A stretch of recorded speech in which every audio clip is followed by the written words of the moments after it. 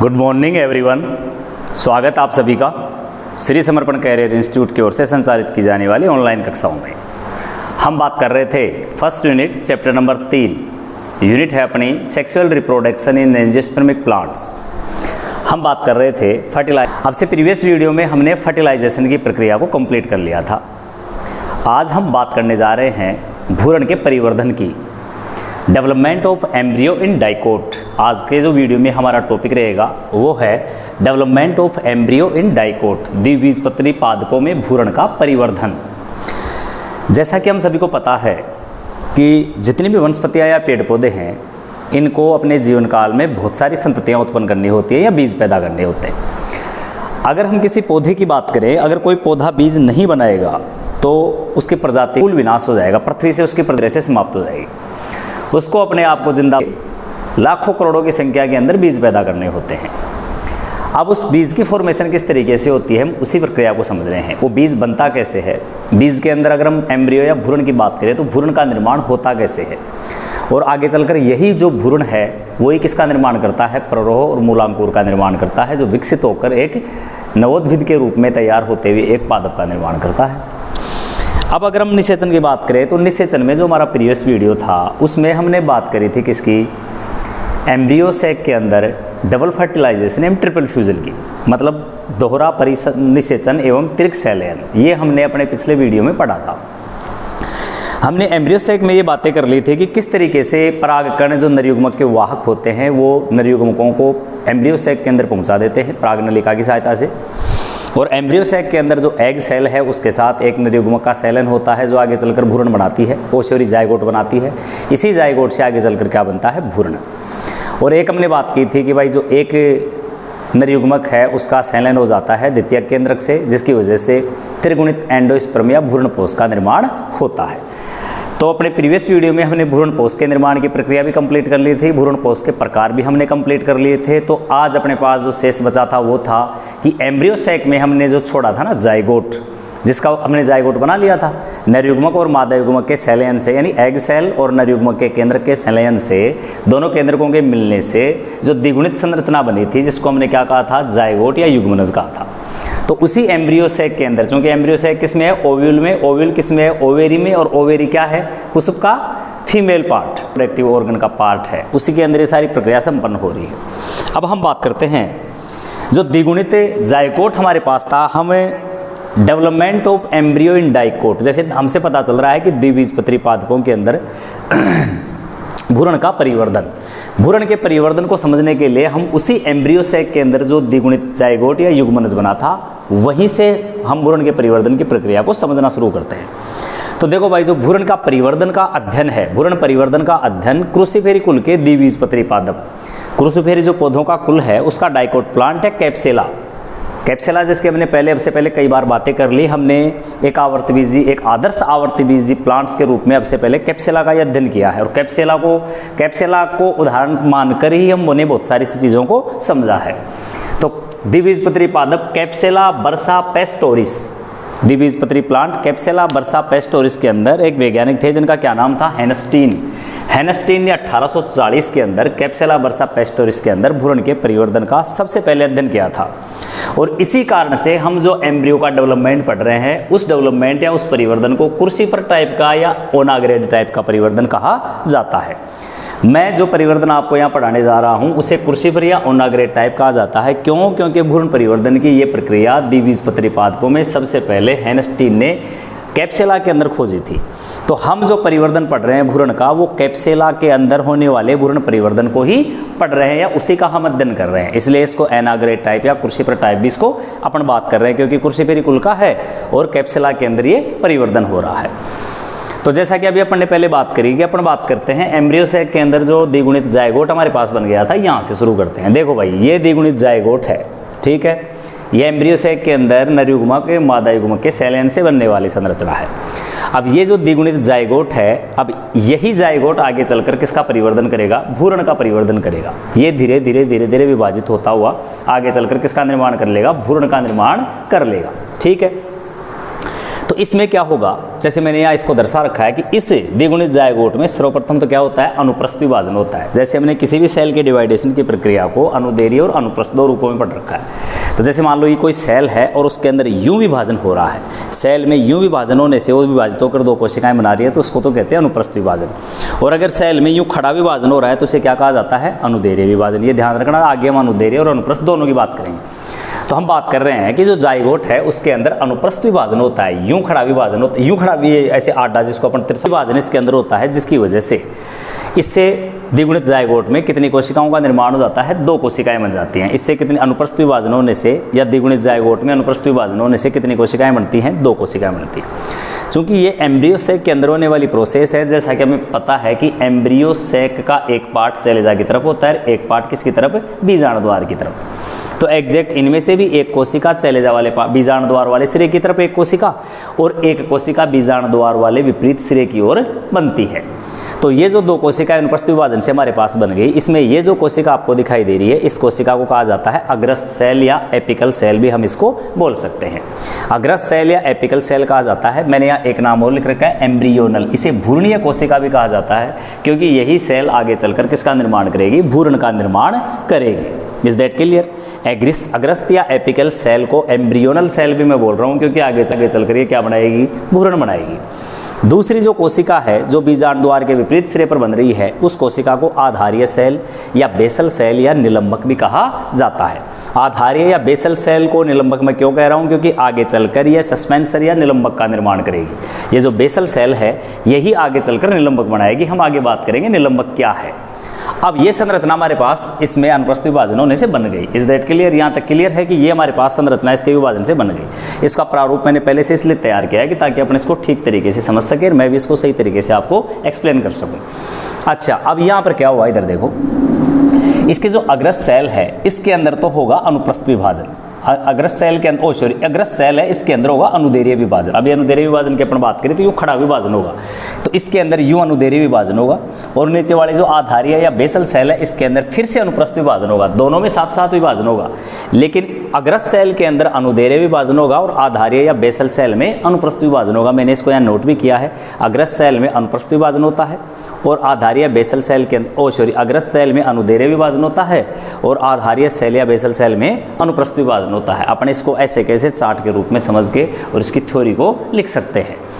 अब दोनों के अंदर साथ साथ विभाजन हुआ तो इस सेल के अंदर होने वाले इस विभाजन को मैंने यूं दर्शा दिया। ये तो इसमें अनुदैर्घ्य विभाजन हो गया और बेसल सेल के अंदर ये अनुप्रस्थ विभाजन हो गया। तो देखो, अनुदैर्घ्य और अनुप्रस्थ विभाजन होने की वजह से जो ये एपिकल सेल थी, ये सेल भी कितनी कोशिकाओं में बट गई, दो कोशिकाएं। इससे भी दो कोशिकाएं बन गई। एपिकल सेल एक थी, अनुदैर्घ्य विभाजन हुआ, कितनी कोशिकाएं बन गई, दो बन गई। ठीक है। और ये जो बेसल सेल थी इसमें अनुप्रस्थ विभाजन हुआ, इससे भी कितनी कोशिकाएं बन गई, दो।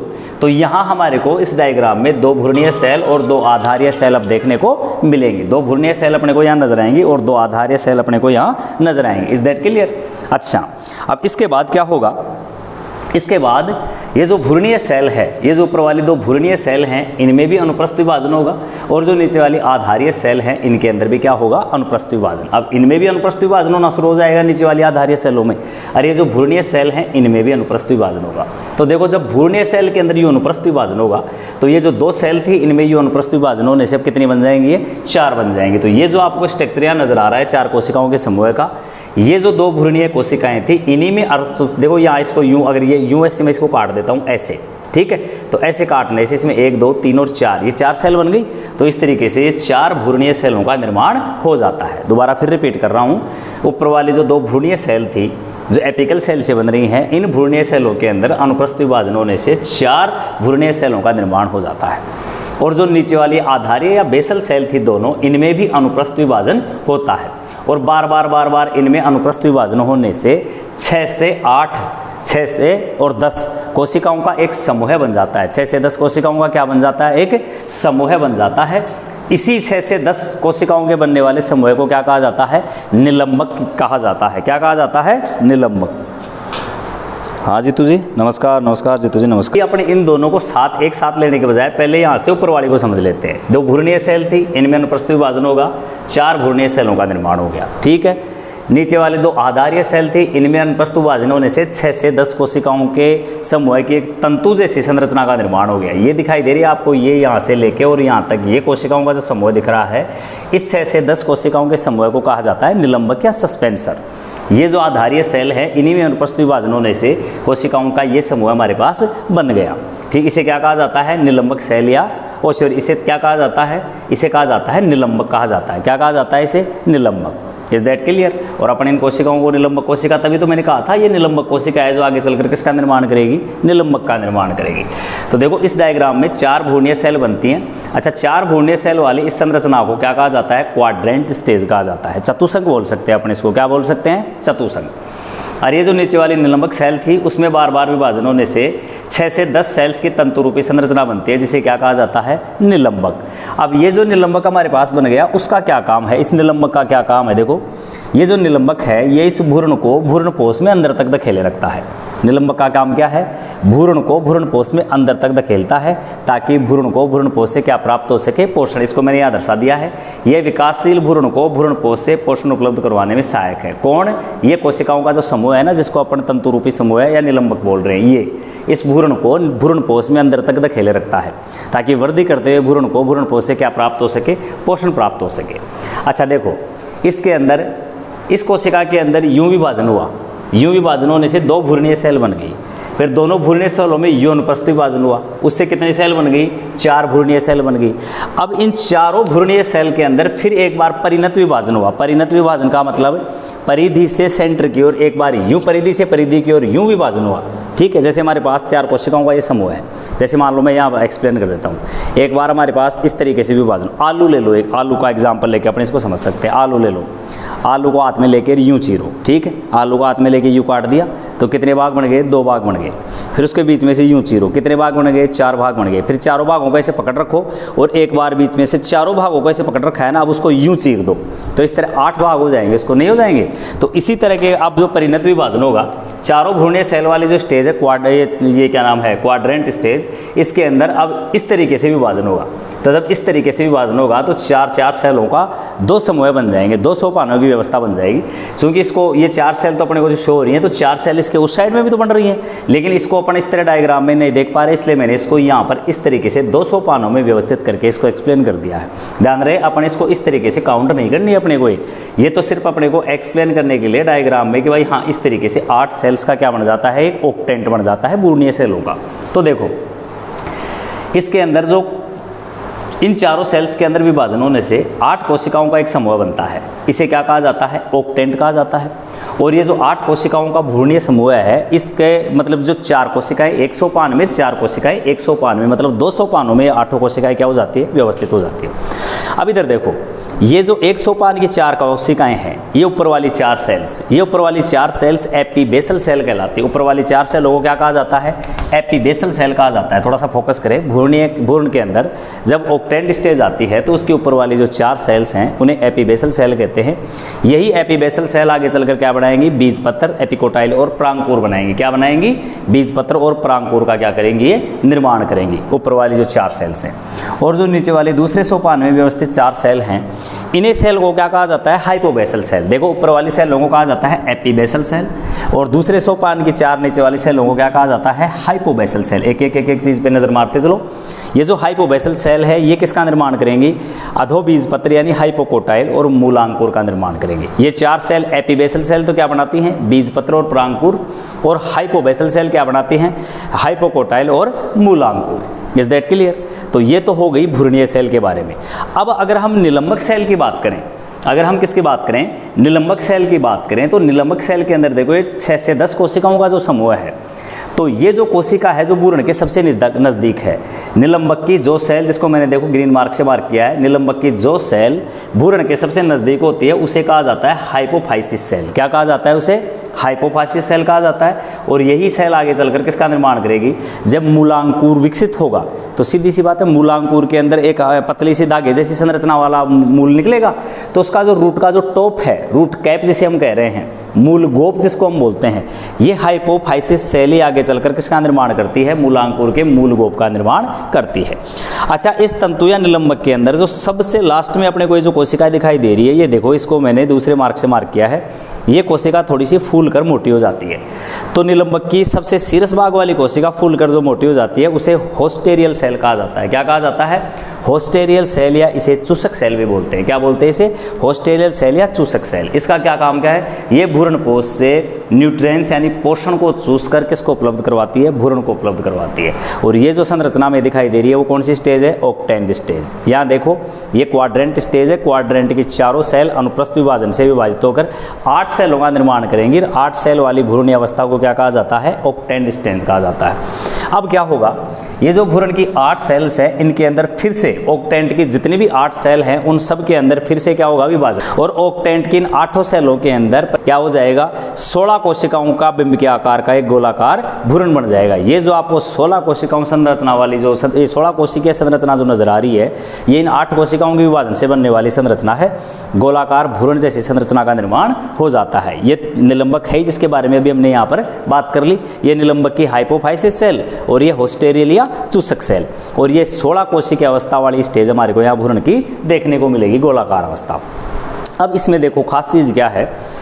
ये जो निलंबक का सामने वाला ये वाला पार्ट है इस गोलाकार भ्रूण का, इसकी वृद्धि तो रुक जाएगी। ये तो क्या है? वृद्धि कर नहीं पाएगा पार्ट। और ये वाला जो पार्ट है ये वृद्धि करता रहेगा, क्योंकि इसकी वृद्धि नहीं होगी। इसकी इन पार्टों, इस बीच वाले पार्ट की, यहाँ की, इसकी वृद्धि नहीं होगी। इन वाले पार्टों की अगर वृद्धि होगी तो ये वाले पार्ट ऐसे वृद्धि करते जाएंगे, ये वाला पार्ट वृद्धि करेगा नहीं। तो इस तरीके से ये जो भ्रूण था वो कैसे आकृति रहेगा? हार्ट शेप यानी हृदयाकार संरचना के रूप में कन्वर्ट हो जाएगा। इसको आप यहाँ देखो, ये जो संरचना आपको नजर आ रही है ये हृदयाकार संरचनाएं हैं। अच्छा, ये जो 16 कोशिकाओं का जो समूह था इसके अंदर कोशिकाओं की 3 परतें बन गई। ठीक है, सबसे बाह्य परत, मध्य परत और आंतरिक परत, 3 परतें बन गई कोशिकाओं की। मतलब जो 16 कोशिकाओं का समूह था भ्रूण का, उसकी जो 16 सेल्स हैं ये 3 सोपानों में व्यवस्थित हो जाती हैं। एक तो सबसे बाहरी लेयर बना लेती हैं, एक कोशिकाओं की मध्य लेयर बनाती है, एक कोशिकाओं की आंतरिक लेयर बनाती हैं। और इसका जो टॉप वाला पार्ट है इसकी वृद्धि रुक जाती है। फलस्वरूप जो भ्रूण गोलाकार भ्रूण था वो हार्ट शेप या हृदयाकार आकृति में आ जाता है। ये जो आपको संरचना नजर आ रही है जिसको मैंने ब्लैक मार्क से मार्क किया है ये बाह्य त्वचा वाली सेल्स थी। चूंकि यहाँ मैंने सेल्स दर्शाई नहीं है, ऐसे इसमें थोड़ा सा टाइम ज़्यादा लगता है अपने को, तो समझ जाओ कि भाई ये बाह्य त्वचा वाली सेल्स हैं। इसके अंदर ये जो मैंने रेड मार्कर से मार्क किया है ये मध्य स्तर वाली सेल्स है और ये आंतरिक स्तर वाली सेल्स है। तो ये 3 चरणों में जो कोशिकाएं व्यवस्थित होती हैं उसमें जो बाह्य त्वचाजन सेल हैं ये कुछ जो सबसे बाह्य सोपान की सेल्स है ये बाह्य त्वचाजन है जो आगे चलकर किसका निर्माण करेंगी? बाह्य त्वचाजन का निर्माण करेंगे। बाह्य त्वचाजन ये आगे चलकर क्या बनाएगी? एपिडर्मिस बनाएगी। ठीक है, सबसे बाह्य परत बनाएगी। और उसका जो मध्य वाली परत है उसकी सेल्स वलकुटजन बनाएंगे और वलकुटजल ही आगे चलकर क्या बनाएगी? वलकुट बनाएगी। और सबसे जो आंतरिक लेयर की सेल्स हैं ये रंभजन बनाएगी और रंभजन ही आगे चलकर किसका निर्माण करेगी? रंभ का निर्माण करेगी। रंभ क्या होता है, वलकुट क्या होता है, एपिडर्मिस, ये सब चीज़ें आप 11वीं क्लास में पढ़ चुके, तो मुझे एक एक चीज़ को रिपीट करने की आवश्यकता नहीं है। अब ये जो गोलाकार भ्रूण था इसमें तेजी से विभाजन हुआ। गोलाकार भ्रूण के अंदर तेजी से विभाजन होने की वजह से क्या हुआ? ये वृद्धि किया और वृद्धि करता हुआ भ्रूण किस में कन्वर्ट हो गया? हृदयाकार शेप के अंदर ये कन्वर्ट हो गया। अब हुआ क्या? इसका जो एक साइड का ये पार्ट है इसकी तो वृद्धि होती नहीं है और ये जो दूसरे साइड का पार्ट है इसकी क्या हो जाती है? क्योंकि ये पूरी की पूरी संरचना में कहाँ देखने को मिलेगी? ओव्यूल, ये प्रोसेस बीजांड के अंदर संपन्न हो रही है। तो ये जो इधर वाला पार्ट है ये वाला पार्ट ऐसे क्या करेगा? वृद्धि कर जाएगा। ये वाला पार्ट क्या कर जाएगा? वृद्धि कर जाएगा। और ये वाला पार्ट भी क्या करेगा? ऐसे वृद्धि कर जाएगा। तो ये जो दोनों वाले पार्ट हैं ये वृद्धि करते हुए किसका निर्माण कर लेंगे? 2 बीज पत्रों का निर्माण कर लेंगे जो संरचना में यहाँ देखने को मिलेगी। अब इधर देखो, ये वाला जो दोनों पार्ट है ये इस तरीके से वृद्धि करेंगे, इस तरीके से ये वृद्धि करते हुए क्या बना लेंगे? 2 बीज पत्र बना लेंगे। क्योंकि अपन डाइकोट का पढ़ रहे हैं, द्विबीजपत्री में पढ़ रहे हैं, कैप्सुला द्विबीजपत्री प्लांट है, तो उसका जो बीज है उसके अंदर हमारे को ये 2 स्पष्ट बीज पत्र देखने को मिलेंगे। और यहाँ से आपको ये जो संरचना नजर आ रही है ये निलंबक की संरचना थी। निलंबक की जो हाइपोफाइसिस सेल है जो भ्रूण के सबसे नजदीक होती है, ये हाइपोफाइसिस सेल आगे चलकर क्या बनाएगी? रूट कैप बनाएगी। अच्छा, हाइपोफाइसिस सेल के जस्ट ऊपर यहाँ पर ये जो संरचना मैंने ड्रेस करके अंकित की है, यहाँ पर किसका निर्माण होगा? मूलांकुर का निर्माण हो जाएगा जो आगे चलकर अंकुरित होकर मूलांकुर बनाएगी। और ये जो बीज पत्र हैं, बीज पत्र का आधार वाला भाग है ये बीज पत्र हैं। ये वाला जो आधारीय भाग है बीज पत्रों का उसे कहा जाता है बीज पत्राधार। उसे क्या कहा जाता है? बीज पत्राधार।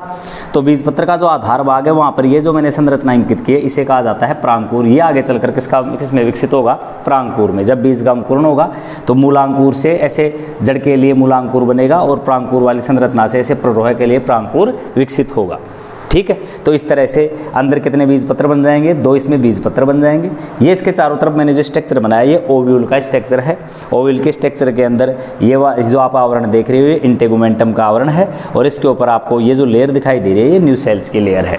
इस तरीके से ओव्यूल के अंदर जाइगोट से इन प्रोसेस से होते हुए किसका निर्माण हो जाता है, इन विभिन्न स्टेज से गुजरते हुए अंत में जो जाइगोट है वो क्या बना देता है, बीजांड में भ्रूण या एम्ब्रियो विकसित कर देता है। और ये तो भ्रूण तो बीजांड में भ्रूण बन जाता है और स्वयं बीजांड किस में कन्वर्ट हो जाता है, बीज में। और चूंकि बीजांड किस में मौजूद था, ओवेरी में, अंडाशय में, तो अंडाशय किस में कन्वर्ट हो जाता है, फल में कन्वर्ट हो जाता है। और बनने वाला जो ओवेरी के अंदर जो बीज है, बीज में जो भ्रूण मौजूद होता है, तो भ्रूण युक्त यही बीज पौधे की क्या है, संतान है, जो आगे नई संतति के लिए काम करेगा। इस तरीके से ये जो हमारे पास भ्रूण बन गया इसे कहा जाता है टोरपीडो, यानी एक परिपक्व एम्ब्रियो। और यहाँ पर ये जो संरचना हमने देखी है वो क्या है, एक यंग एम्ब्रियो। ये तो एक यंग एम्ब्रियो है हार्ट शेप वाला, और यहाँ पर ये जो हम देख रहे हैं वो क्या है, टोरपीडो या एक परिपक्व एम्ब्रियो है। तो इस तरीके से भाई हमारे जो फर्टिलाइजेशन की प्रक्रिया है वो कंप्लीट हो जाती है।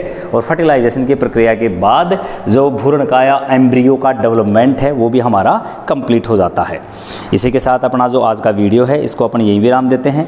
अपना जो नेक्स्ट वीडियो आएगा उसके अंदर हम बात करेंगे सीड फॉर्मेशन, यानी बीज कैसे बनता है और बीज कितने प्रकार के होते हैं, और उसके अलावा अपने सिलेबस के अकॉर्डिंग शेष बचे हुए टॉपिकों को भी हम आगे वाले वीडियो में डिस्कस करेंगे। शेष बचे हुए टॉपिकों को भी हम आगे वाले वीडियो में डिस्कस करेंगे। शेष बचा हुआ दिन आपका बहुत शुभ रहे, बाकी बातें हम करेंगे कल। Thank you.